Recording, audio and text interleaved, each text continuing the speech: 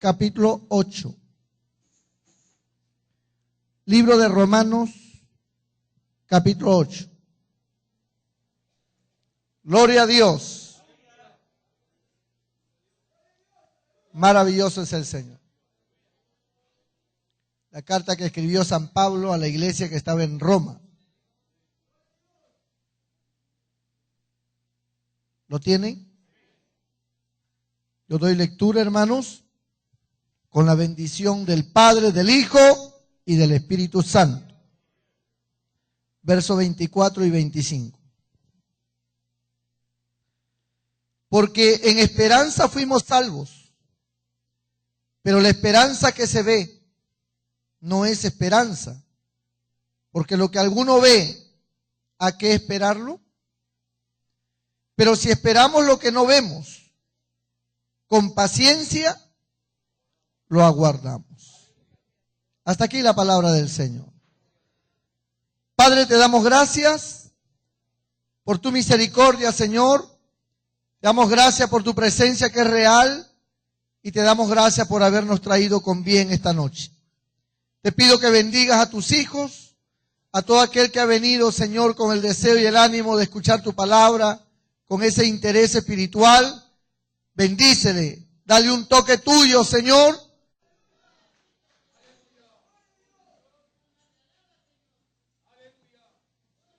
Maravilloso es el Señor.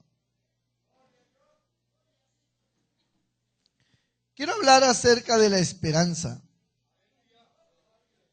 Esperanza es ese deseo o anhelo, gloria al Señor, de recibir lo que ciertamente entendemos que va a llegar. Amén. O sea, la esperanza es al mismo tiempo la fe, porque la fe y la esperanza van de la mano. Gloria a Dios. Y la esperanza es lo que nos lleva a nosotros a aceptar que aquello que no vemos, pero que esperamos, un día va a llegar. Un día se va a hacer realidad. Gloria al nombre del Señor. El hombre, el ser humano, en realidad vive constantemente de la esperanza. Siempre estamos esperanzados en que las cosas van a cambiar, en que nuestros asuntos se van a solucionar, en que van a venir tiempos mejores, en que vamos a recibir lo prometido. Amén. Y bajo esa esperanza es que nosotros nos encaminamos. Bajo esa esperanza es que nosotros vivimos. Imagínense ustedes si el hombre y la mujer no tuvieran esperanza, ¿cómo serían nuestras vidas? Sería una vida vacía, una vida sin objetivos. Bendito sea el Señor. Hay muchas cosas que nosotros hacemos, amados hermanos, esperando que vamos a recibir. Y encontramos aquí unos versículos que San Pablo da, en el cual nos habla en primer lugar de la salvación. Y nos dice, porque en esperanza fuimos salvos. Gloria al Señor. Tal vez para muchas personas estas palabras no signifiquen mucho, porque usted no tiene la magnitud de lo que en realidad San Pablo quiso expresar. Pero San Pablo está haciendo alusión de algo que todos los hombres no tenían, y era la salvación. Antes de Cristo no había salvación. ¿Puede usted entender eso? ¿Puede usted más o menos imaginarse cómo se podría vivir en este mundo sin salvación? Sin tener, sin saber, con una incertidumbre total, si nos vamos o no nos vamos al cielo. Sin tener esa convicción de que hemos sido perdonados. Solamente un pueblo tenía la esperanza. Su esperanza consistía en dos cosas. Primero, en que estas personas, por medio de la promesa de Dios, declaró que venía un Salvador a salvarlos a todos de la condenación eterna, por supuesto, de la muerte eterna. Bajo esa esperanza vivían los judíos.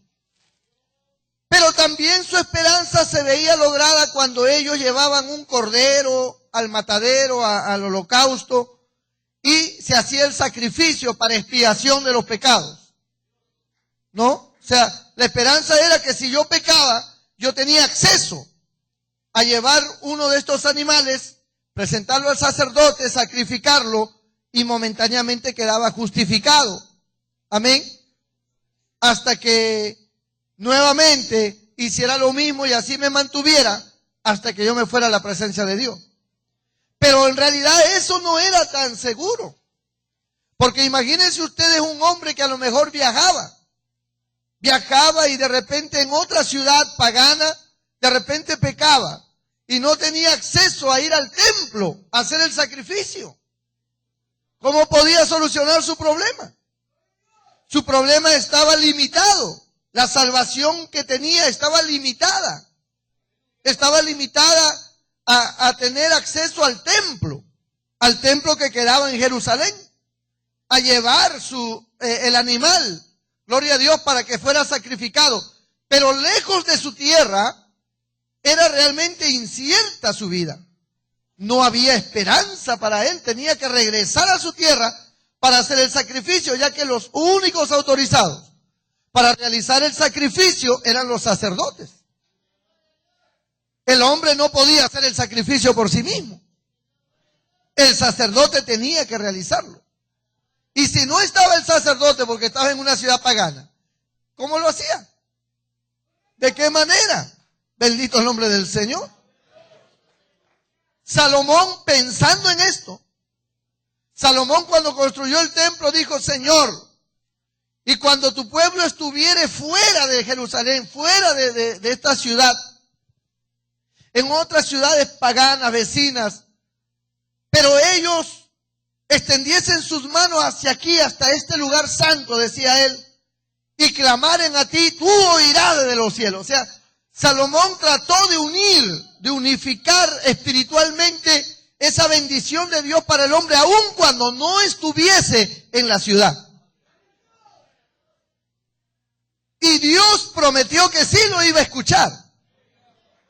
El problema no era ese. El problema era el sacrificio.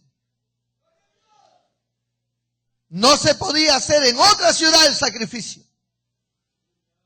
Los pueblos vecinos, las naciones que no eran hebreas, ninguno de ellos tenía salvación. Ninguno de ellos podía decir: si yo me muero me voy para el cielo.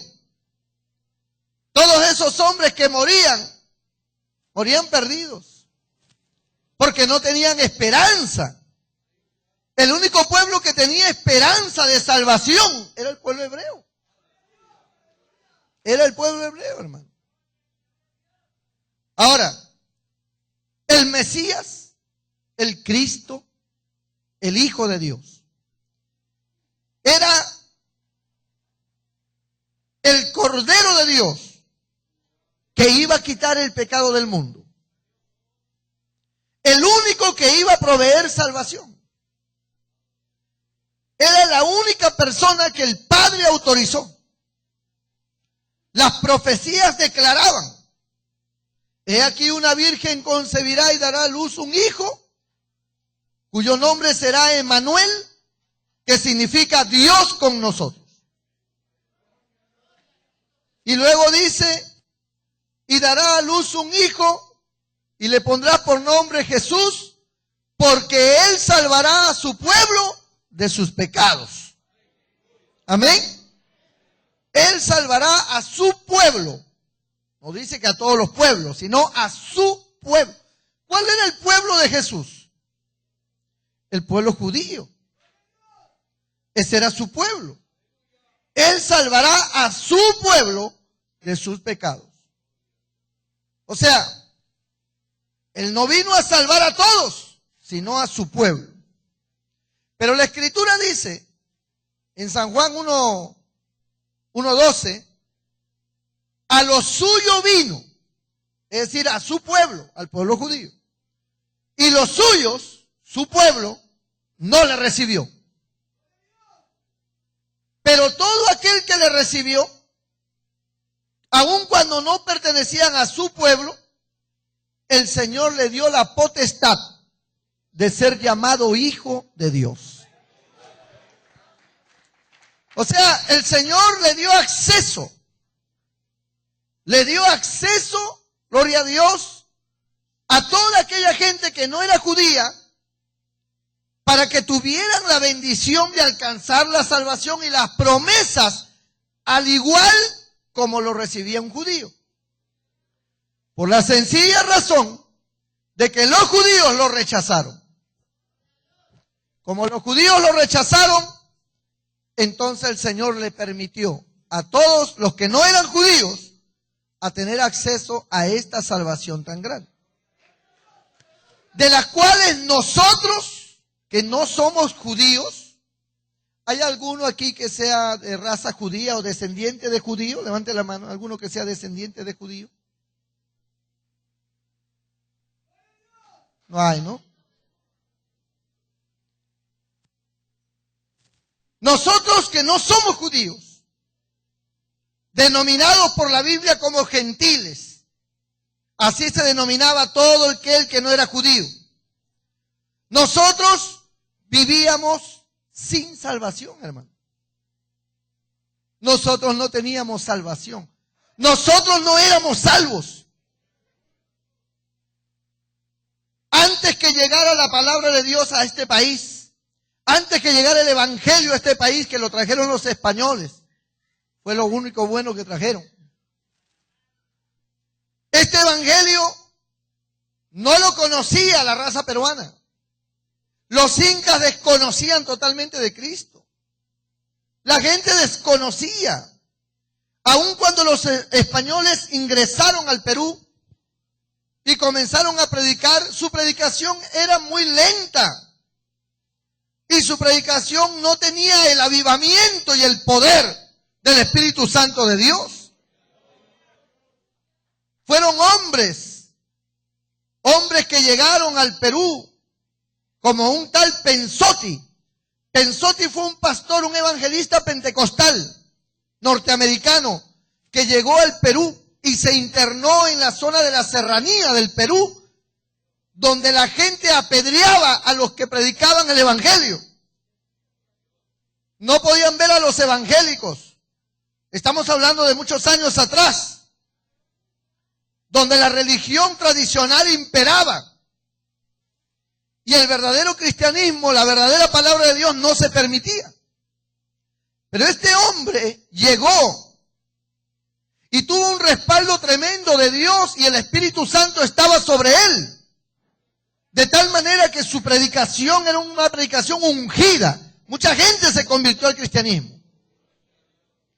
Y empezó por primera vez en el Perú la famosa iglesia pentecostal. A través de este hombre de apellido Pensotti, empezó por primera vez en el Perú la iglesia pentecostal. Comenzó a haber un derramamiento del Espíritu Santo.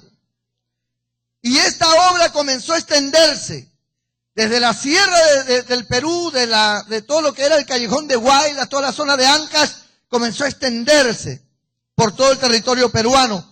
Pero su extensión no era rápida. En esos tiempos no era fácil el acceso. Miren, hace poco tiempo atrás, estamos hablando de unos 40 años atrás, para venir de Cutervo a Chiclayo creo que se venía en caballo, ¿no? No habían vehículos. Hace 40 años atrás. No habían pistas. No habían caminos asequibles.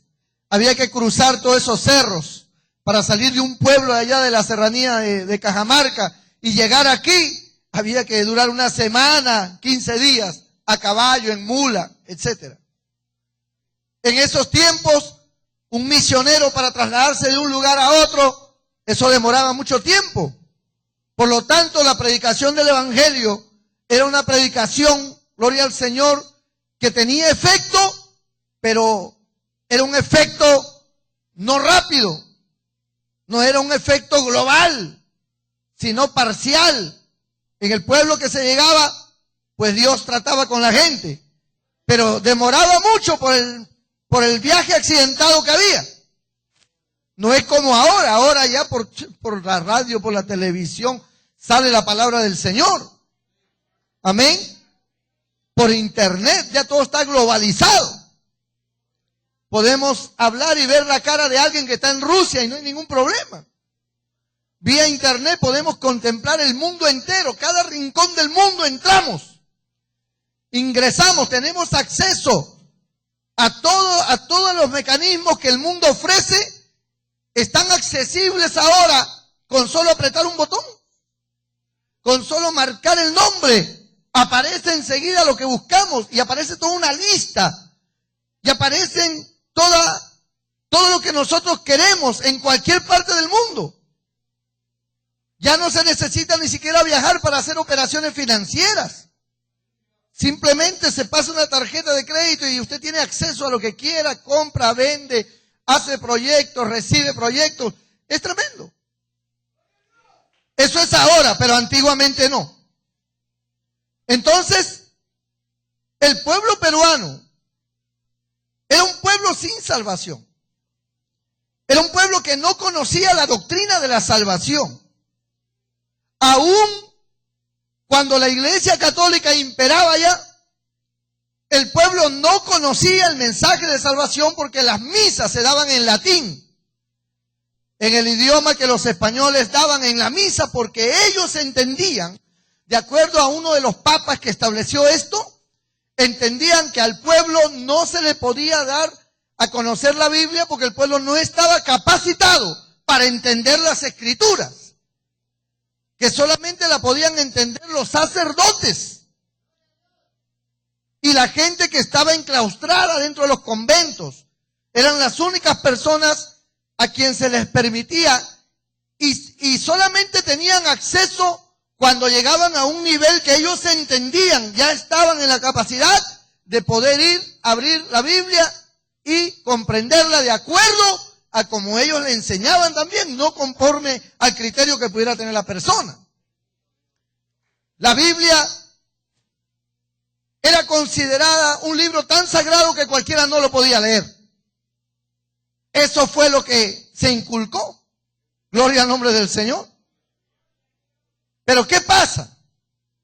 Los evangélicos pentecostales, los hombres que comenzaron a propagar el evangelio, y muchos de ellos murieron por propagar el evangelio, ellos comenzaron a dar el mensaje y a enseñarle al pueblo lo que era la salvación del alma.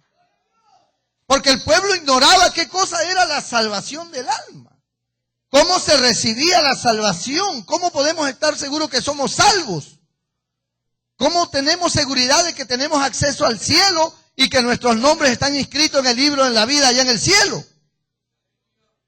Este mensaje de salvación fue compartido por estos hombres bajo la unción e inspiración del Espíritu Santo de Dios, acompañada de milagros y sanidades, y la gente se convertía. Y comenzaban a entender, porque estos hombres predicaban lo que la Biblia enseñaba. Y lo hablaban en el idioma vernáculo, es decir, en el idioma popular. Amén. Comprensible para la gente. Gloria al nombre del Señor. Así que esta palabra comenzó a tener efecto y la gente empezó a entender lo que era la salvación. Cómo ser salvo. ¿Para qué vino Cristo? ¿Cuáles eran los efectos de una persona salva? Estas personas comenzaron a tener esperanza. Y mucha gente que rechazó este evangelio porque ellos no sabían nada de la salvación. Hoy en día nosotros, que ya somos cristianos, vivimos bajo la esperanza